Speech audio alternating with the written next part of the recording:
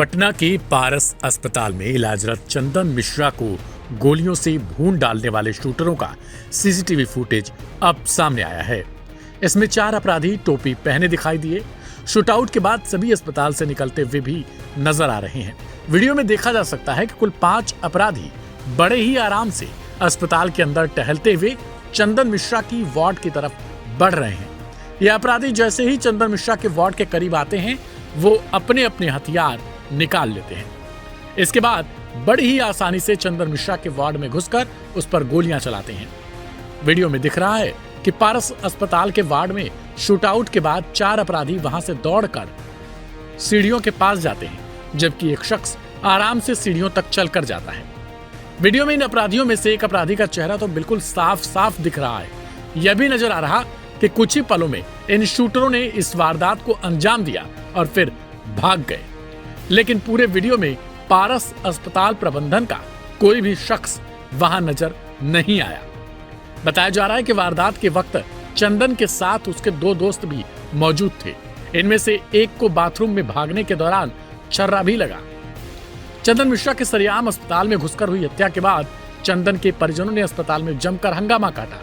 चंदन के परिजनों में पुलिस और अस्पताल प्रशासन के खिलाफ नाराजगी है। आपको बता दें कि बिहार की राजधानी पटना में गुरुवार की सुबह अपराधियों ने बड़ी वारदात को अंजाम दिया और पुलिस को खुलेआम चुनौती दे डाली। सुबह के वक्त अपराधी पटना के भीड़-भाड़ वाले इलाके में स्थित प्रतिष्ठित अस्पताल पारस में घुसे और वहां इलाज करा रहे चंदन मिश्रा को गोलियों से छलनी कर फरार हो गए। बता दें कि चंदन मिश्रा खुद भी एक अपराधी था। World-class faculty, cutting-edge labs and immersive learning. A vibrant campus life beyond the classroom. SGT University, nurturing future leaders. चंदन मिश्रा को एक से ज्यादा गोली मारने की बात सामने आई। पटना पुलिस की तरफ से जानकारी दी गई कि चंदन मिश्रा खुद भी एक सजायाफ्ता था। उसे आजीवन कारावास की सजा मिली हुई थी। चंदन मिश्रा मूल रूप से बिहार के बक्सर जिले का था। फिलहाल वो पैरोल पर था और अपना इलाज करवाने के लिए पटना के पारस अस्पताल में भर्ती था। सुनवाते हैं आपको आखिरकार पुलिस की तरफ से क्या कुछ कहा गया। उसके बाद सुनिए पप्पू यादव ने आखिरकार क्या बड़ी डिमांड की है। बक्सर जिला का बड़ा अपराधी रहा है चंदन मिश्रा, जो इस समय पे जेल से पैरोल पर आया हुआ था अपना इलाज कराने के लिए, और आपसी मजदूरी गैंग के मामले में या विरोधी गैंग उनके द्वारा एक घटना कारित किया गया है।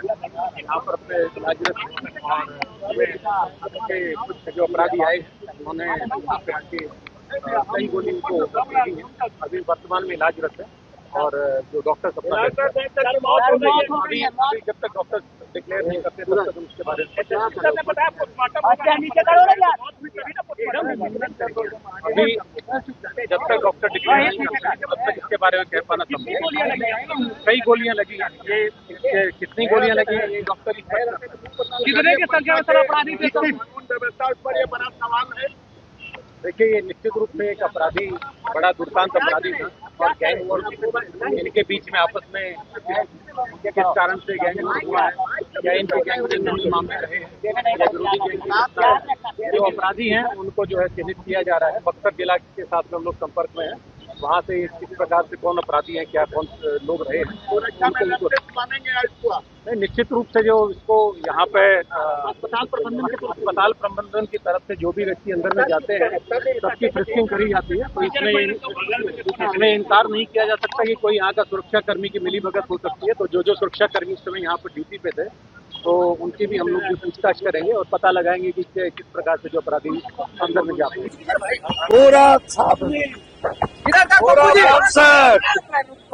नर्स सुरक्षित, डॉक्टर, अब कुछ बाकी है बिहार में। 200 मीटर पर हेडक्वार्टर, बगल में थाना और उस कैदी के साथ 12 राइफल और उसके बाद डॉक्टर पर क्या बच गया? कुछ बच गया है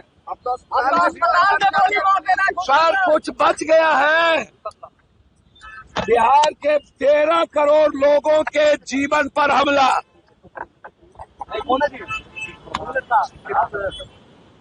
बस इन नेताओं का सिर्फ नेतागिरी बच गई है। ये लोग पैसे के बदौलत नेतागिरी करेंगे। फिनिश कर देना चाहिए। कब चलेगी एसटीएफ की गोली? जाति के आधार पर अपराधी का चयन होता है, गलत इनकाउंटर करते हैं, गलत शूटर बताता है और ये लोग शूटर को बचाते हैं। का गठन हुआ है, गैंगवार हो गई है, गैंगवार। कौन सा शासन? ये कोई शासन बचा है? अब भी कोई शासन है? बताया जा रहा है। ये लखीसराय में जाके ये माफिया राज खत्म कर रहे हैं। वो बोल रहा है माफिया, अरे माफिया को पालते हो और माफिया राज खत्म करते हो।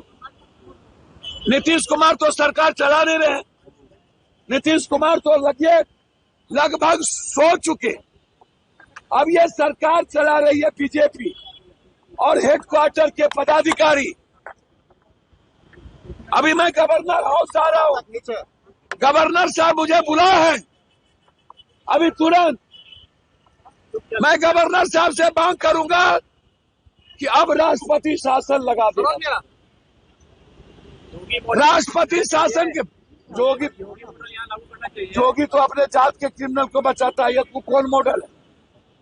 जोगी का मॉडल है पॉलिटिकल मॉडल। शूट आउट होनी चाहिए यहाँ। सर कोई अपराधी ना बचे, मिटा देना चाहिए और हेडक्वार्टर से सारे पदाधिकारी को हटाना चाहिए। हेडक्वार्टर को चुल्लू भर पानी में डूब के मर जाना चाहिए।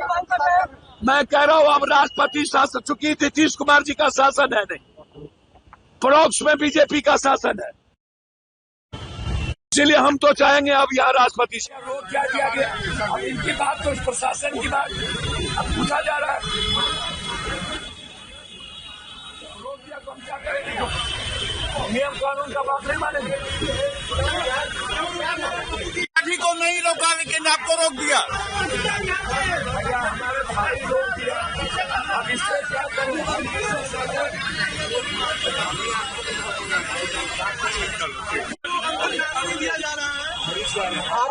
हॉल में जाना है,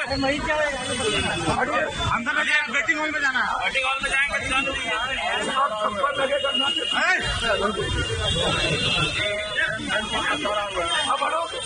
बात कर रहा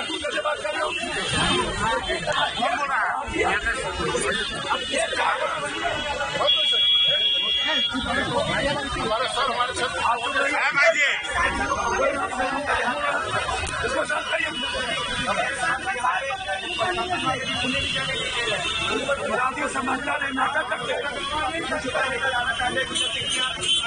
प्रशासन वाले मीडिया वाले